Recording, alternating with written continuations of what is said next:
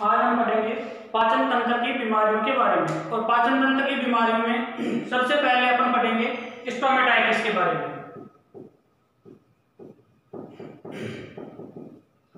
Stomatitis का मतलब होता है मुख गुहा का शोथ।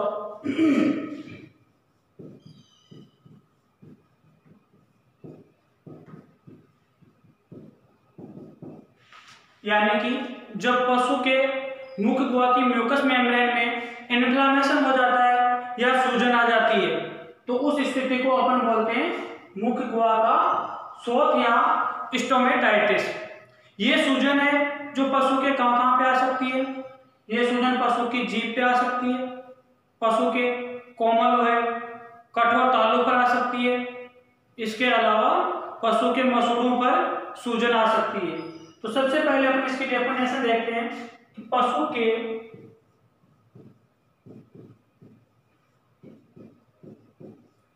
मुख गुहा की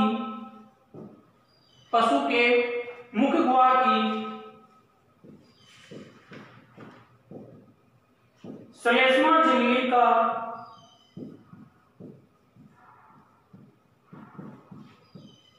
शोथ,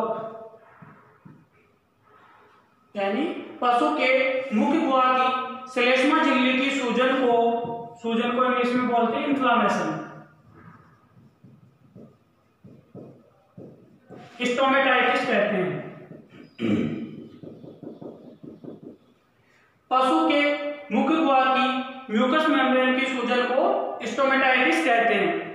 यह सूजन है जो पशु के मुख गुहा के कौन कौन से अंगों में पशु के सूजन हो सकती है। जीभ, तालू व पशु के मसूड़ों पर सूजन आ जाती है तो उस कंडीशन को अपन क्या कहते हैं, स्टोमेटाइटिस कहते हैं। अब कोई भी बीमारी है, वो बीमारी तो हो गई होने को, लेकिन वो बीमारी क्यों हुई है, किस कारण हुई है, तो कारण भी अपने को पता होना चाहिए। नेक्स्ट अपन देखते हैं ईटियोलॉजी। ईटियोलॉजी का मतलब होता है रोग का कारक, यानी पशु के स्टोमेटाइटिस क्यों हुआ है। उसके 3 कारक होते हैं। एक है आपके भौतिक कारक, दूसरा है रासायनिक कारक और तीसरा है संक्रामक कारक।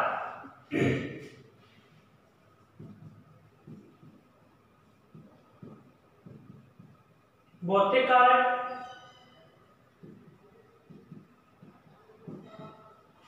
रासायनिक कारक और संक्रामक कारक। भौतिक कारक का मतलब होता है कि जब पशु को अपन चराने के लिए भेजते हैं तो उस दौरान पशु चरने चल जाता है, तो अगर कोई हार्ड ऑब्जेक्टिव है या कठोर खाद्य पदार्थ है, उस कठोर खाद्य पदार्थ को जब पशु खाता है तो क्या होता है कि उस कठोर पदार्थ के कारण पशु के मुख गुहा की म्यूकस मेम्ब्रेन है, उस म्यूकस मेम्ब्रेन के चोट लग जाती है और उस म्यूकस मेम्ब्रेन में चोट के कारण वहां पे क्या हो जाता है, इन्फ्लामेशन या सूजन हो जाती है। उसके कारण क्या हो जाता है, स्टोमेटाइटिस हो जाता है। दूसरा, कई प्रकार की कंटीली झाड़ियां होती है, पेड़ पौधे होते हैं, उनको भी जब पशु खाता है तो उसके कारण से भी पशु के म्यूकस मेम्ब्रेन को चोट लग जाती है, उसके कारण भी स्टोमेटाइटिस हो जाता है। कई बार जब अपन दवा पिलाते हैं तो दवा पिलाने के लिए जो भी अपन नाल है, मुंह से दवा पिलाते हैं, जबकि बात कर रहा हूं मैं, मुंह से दवाई पिलाने के दौरान जब अपन स्टोमक ट्यूब या नाल के माध्यम से दवाई पिलाते हैं तो उस दौरान जब चोट लग जाती है तो उसके कारण भी स्टोमेटाइटिस हो जाता है। दूसरा, आपके रासायनिक कारक। रासायनिक कारकों में कई प्रकार के रसायन है, जैसे आर्सेनिक है, मरकरी है, पारा है, सीसा है, लेड है। इनकी विषाक्तता के कारण भी पशु के जो म्यूकस मेम्ब्रेन होते हैं मुख गुहा की, उसमें चोट लग जाती है, उसमें घाव हो जाते हैं और उसके कारण क्या होता है, स्टोमेटाइटिस होता है। इसके अलावा जब अत्यधिक गर्म आहार अपन पशु को देते हैं, बांट देते हैं, अगर बांट अत्यधिक गर्म है तो उसके कारण भी पशु की म्यूकस मेम्ब्रेन जलेगी तो भी स्टोमेटाइटिस हो सकता है।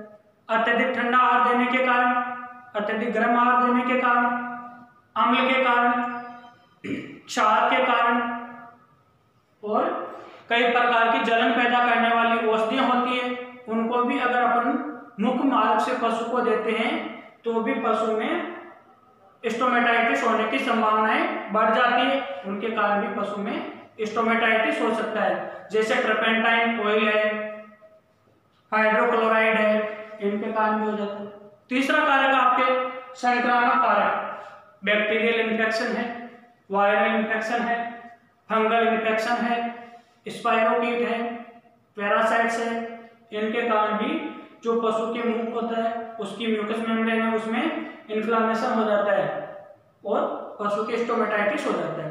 तो अब एक एक करके सब कारक मैं आपको लिखवा रहा हूँ। भौतिक कारक कौन से हैं, रासायनिक कारक कौन से हैं और संक्रामक कारक कौन से हैं जिनकी वजह से पशु में स्टोमेटाइटिस होता है।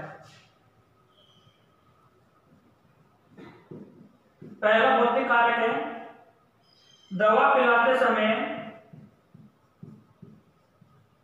लगी चोट, यानी जब अपन पशु को दवाई पिलाते हैं और उस दौरान अगर पशु की म्यूकस मेम्ब्रेन को चोट लग जाती है मुखबुआ की, तो अभी स्टोमेटाइटिस हो जाता है। दूसरा है कठोर खाद्य पदार्थ, कठोर खाद्य पदार्थ की चोट से, जैसे कई बार पशु हड्डी चाटता चबाता रहता है, जब लकड़ी का टुकड़ा है, हड्डी है, इनकी वजह से भी, या कोई धातु है, इन सब के कारण क्या होता है कि जो पशु की म्यूकस मेम्ब्रेन होती है उस म्यूकस मेम्ब्रेन को चोट लग जाती है, जिसके कारण पशु के स्टोमेटाइटिस हो जाता है।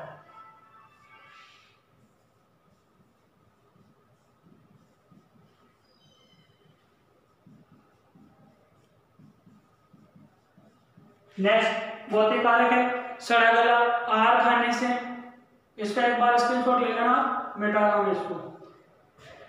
सड़ा गला आहार खाने से, दवा पिलाते समय चोट लगने से, कठोर खाद्य पदार्थ की चोट से, जैसे कई बार पशु लकड़ी है, हड्डी है, कई धातु के टुकड़े हैं, उनको चबाता रहता है, उसके कारण भी क्या होता है कि पशु के मुखबुआ की म्यूकस मेम्ब्रेन को चोट लग जाती है।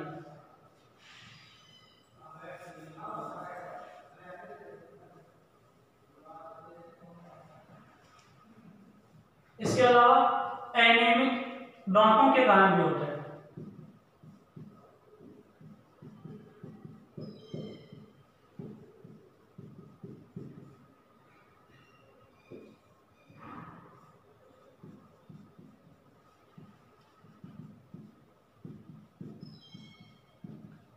यानी काफी दिन का पड़ा हुआ या स्टोर किया हुआ चारा खिलाते हैं अपन और उसमें भी कई प्रकार की अखाद्य पदार्थ चल जाते हैं, तो उनकी चोट की वजह से भी स्टोमेटाइटिस हो सकता है। एनीमिक दांतों के कारण कैसे होता है कि मान लो पशु के दांत है वो इरेगुलर हो गए, घिस गए कई दांत और कई दांत नहीं घिसे। अगर अनियमित दांत है तो उस दौरान जब पशु क्या करता है, जुगाली करता है, तो जुगाली के दौरान पशु के मसूड़े या जीभ है जो दांतों के बीच में आ जाती है और उसके कारण भी वहां पे क्या होता है, म्यूकस मेम्ब्रेन होती है उसको चोट लग जाती है और म्यूकस मेम्ब्रेन में चोट लगने के कारण क्या होगा, स्टोमेटाइटिस हो जाता है। दूसरा आपके रासायनिक कारक, रासायनिक कारक में पहला है अम्ल के कारण, दूसरा है क्षार के कारण, तीसरा है अत्यधिक ठंडा या गर्म आहार खाने की वजह से। कई प्रकार के रसायन होते हैं जैसे पारा, सीसा, आर्सेनिक, आयोडीन, और फॉर्मेलिन, ये रसायन है, इनके कारण भी पशु के मुखगुहा की म्यूकस मेम्ब्रेन को चोट लग जाती है और उस म्यूकस मेम्ब्रेन पे चोट लगने के कारण स्टोमेटाइटिस हो जाता है। इसका स्क्रीनशॉट ले लीजिए। नेक्स्ट, इसको मिटा के और कई रासायनिक कारक है वो भी आपको मैं बता रहा हूं। जलन पैदा करने वाली औषधियां,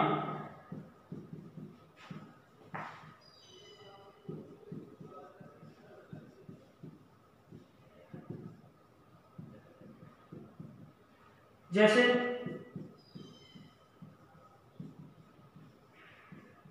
ट्रापेंटाइन ऑयल है, क्लोरल हाइड्रेट है,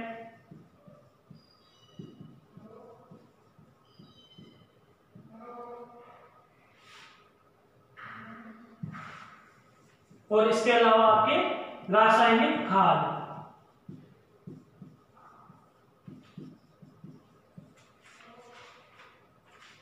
इसके कारण क्या होता है, आपके स्टोमेटाइटिस हो जाता है।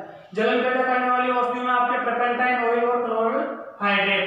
अगर तारपीन के तेल को अपन ओरली या मुख मार्ग से पिलाते हैं तो वो क्या करता है, म्यूकस मेम्ब्रेन में जलन पैदा करता है और उसके कारण क्या हो जाता है, स्टोमेटाइटिस हो जाता है। दूसरा आपके क्लोरल हाइड्रेट, अगर क्लोरल हाइड्रेट को भी अकेला ओरली पिलाया जाता है तो ये भी पशु के मुंह की म्यूकस मेम्ब्रेन को जलाता है और उसके कारण क्या होगा, म्यूकस मेम्ब्रेन में घाव हो जाएगा और स्टोमेटाइटिस नामक डिजीज हो जाएगी।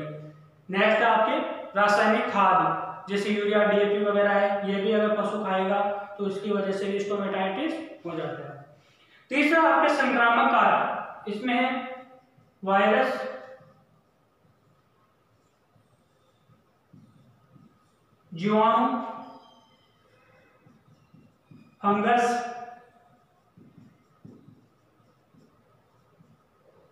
स्पाइरोकीट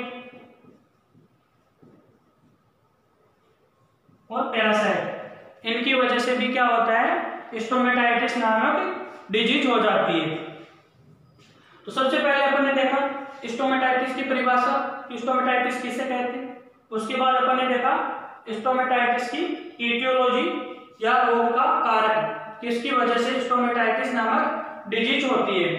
अब अपन देखेंगे कि सिम्टम या लक्षण स्टोमेटाइटिस में पशु को किस प्रकार के लक्षण है जो पशु में देखने को मिलते हैं।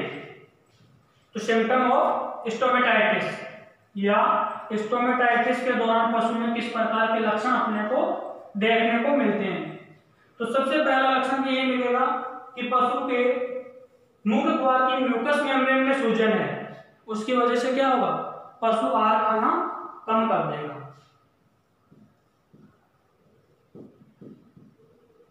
सिम्टम्स या लक्षण, पहला लक्षण है पशु आहार खाना कम कर देता है। ठीक है, कम क्यों करेगा, क्योंकि पशु के मुंह में दर्द है, मुखगुहा में दर्द है, म्यूकस मेम्ब्रेन में इन्फ्लेमेशन है, जिसके कारण पशु आहार खाना कम कर देता है। दूसरा लक्षण है रोगी पशु आहार को धीरे धीरे चबाता है। रोगी पशु आहार को धीरे धीरे चबाता है। धीरे धीरे क्यों चबाता है, क्योंकि उसको चबाने में तकलीफ होती है, दर्द होती है, इसलिए पशु आहार को धीरे धीरे चबाता है। और जब पशु मुंह में आहार को चबाता है तो उस दौरान अजीब ही आवाज आती है, चपचपाट की साउंड अपने को सुनने को मिलती है, उसे क्या कहते हैं, स्मैकिंग साउंड। जब पशु के स्टोमेटाइटिस हो जाता है और जब अपन उस पशु के पास में खड़े होकर सुनते हैं तो पशु जुगाली के दौरान या आहार खाते समय एक विशेष प्रकार की आवाज आती है, चपचपाट की आवाज आती है और उस आवाज को बोलते हैं स्मैकिंग साउंड। ये स्टोमेटाइटिस का एक विशेष लक्षण है।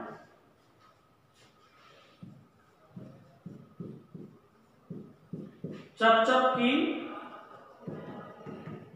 आवाज आना, स्मैकिंग साउंड। रोगी पशु आहार खाना कम कर देता है, आहार को धीरे धीरे चबाता है। आहार चबाते समय चप चप की आवाज आती है जिसे स्मैकिंग साउंड कहते हैं। नेक्स्ट लक्षण है मुंह से लार गिरना। मुंह से लार गिरना। इसके अलावा जब लार गिरेगी तो उस लार के साथ में आहार के छोटे छोटे टुकड़े हैं वो भी मुंह से बाहर गिरेंगे। मुंह से आहार के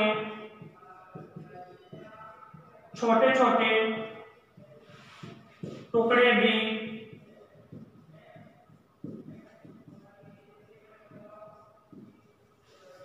मुंह से आहार के छोटे छोटे टुकड़े भी बाहर गिरते हैं।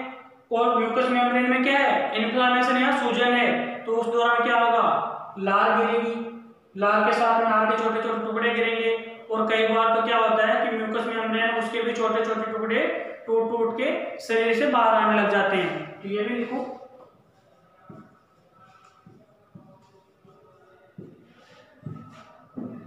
कई बार म्यूकस मेम्ब्रेन के टुकड़े भी बाहर गिरते रहते हैं।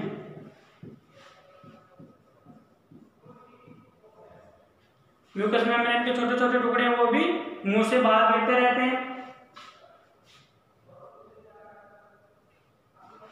इसका एक बार स्क्रीनशॉट ले लीजिए आप। नेक्स्ट लिखा रहा हूं मैं आपको। इसके अलावा क्या होगा कि उस पशु के मुंह से बदबू आने लग जाती है। पशु के मसूड़ों पर, जीभ पे, तालू पे छाले हो जाते हैं और उन छालों से नियमित रूप से स्राव निकलता रहता है। और कई बार क्या होता है कि खून भी उन छालों से या घावों से गिरने लग जाता है।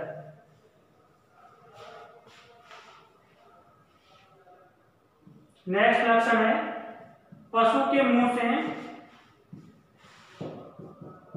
बदबू आना।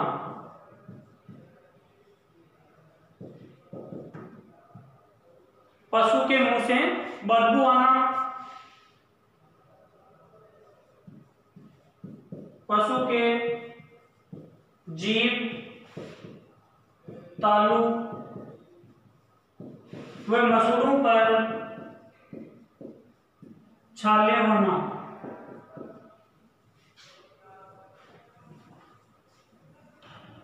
पशु के जीभ, तालू व मसूड़ों पर छाले होना, यह भी स्टोमेटाइटिस का विशेष लक्षण है। इसके अलावा पशु में वीकनेस आ जाएगी तो पशु क्या होगा, सुस्त हो जाता है।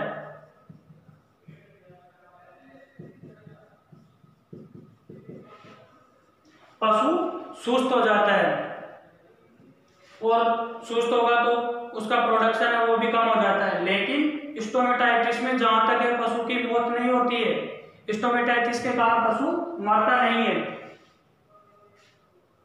नेक्स्ट है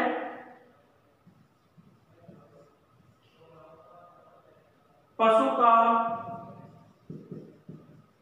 उत्पादन भी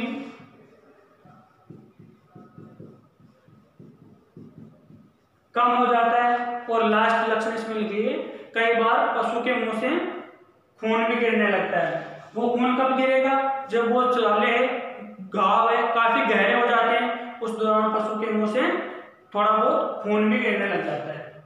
ये आपके लक्षण हो गए। सबसे पहले स्टोमेटाइटिस की परिभाषा हो गई। उसके बाद अपन ने देखा एटियोलॉजी या कारण, किसके कारण स्टोमेटाइटिस हुआ है। उसके बाद में देखा कि स्टोमेटाइटिस होने के पश्चात पशु में किस प्रकार के लक्षण दिखाई देते हैं। अब अपन देखेंगे कि इसका डायग्नोसिस या निदान कैसे करेंगे अपन कि पशु के स्टोमेटाइटिस है या कोई अन्य बीमारी है।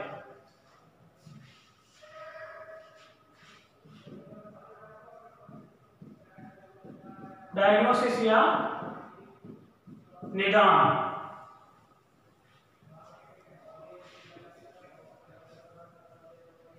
निदान करने के लिए सबसे पहले तो अपन पशुपालक से पशु की हिस्ट्री लेंगे अकॉर्डिंग टू हिस्ट्री। दूसरा है अकॉर्डिंग टू सिम्टम,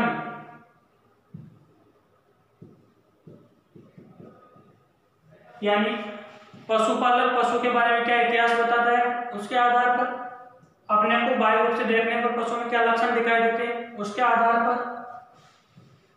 तीसरा है मुख्य गुहा का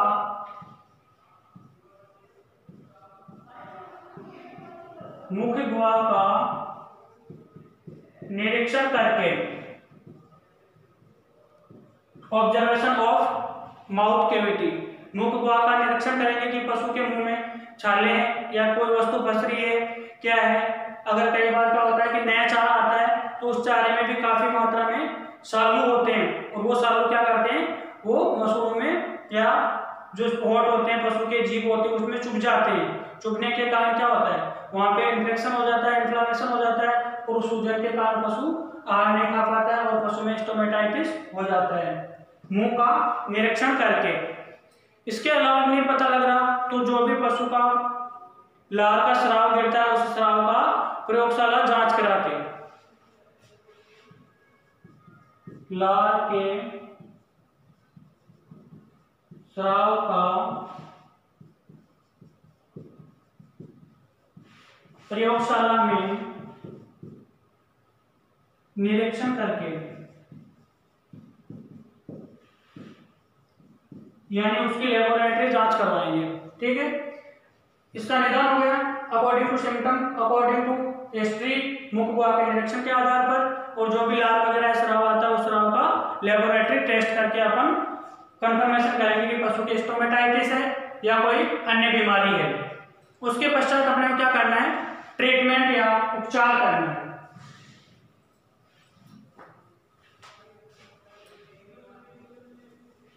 स्टोमेटाइटिस का कोई भी किसी भी प्रकार का टीका नहीं लगता है, ये कोई संक्रामक बीमारी नहीं है। ट्रीटमेंट या उपचार,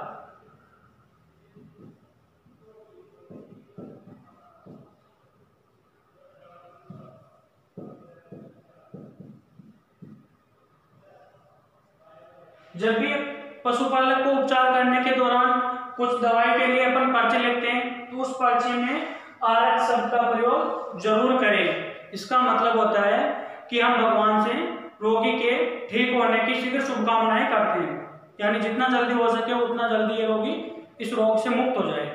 ठीक है, उपचार में सबसे पहले क्या करना है कि पशु का जो मुख गुहा और मुंह है उसको 2%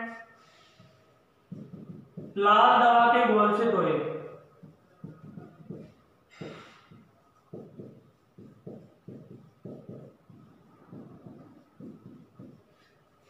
इससे पहले उपचार शुरू करने से पहले उसके मुंह में अपन देखेंगे, और अगर मुंह में कोई वस्तु है, कुछ चीज फंसी हुई है तो सबसे पहले उसको निकालना है। उसको निकालने के पश्चात 2% लाल दवा के घोल से उस मुख गुहा को धोना है। उसके पश्चात 2% कॉपर सल्फेट,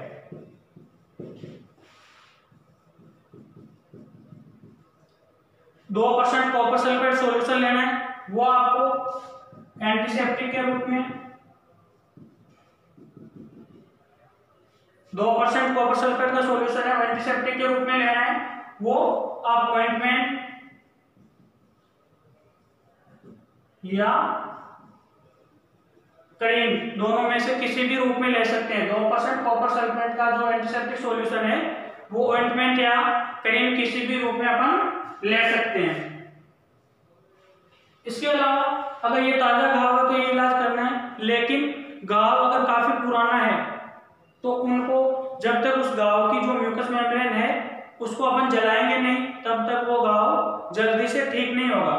तो पुराने घाव में क्या करना, आपको सिल्वर नाइट्रेट की स्टिक लेनी है और उस स्टिक के माध्यम से उस घाव की म्यूकस मेम्ब्रेन को जलाना है। घाव पुराना हो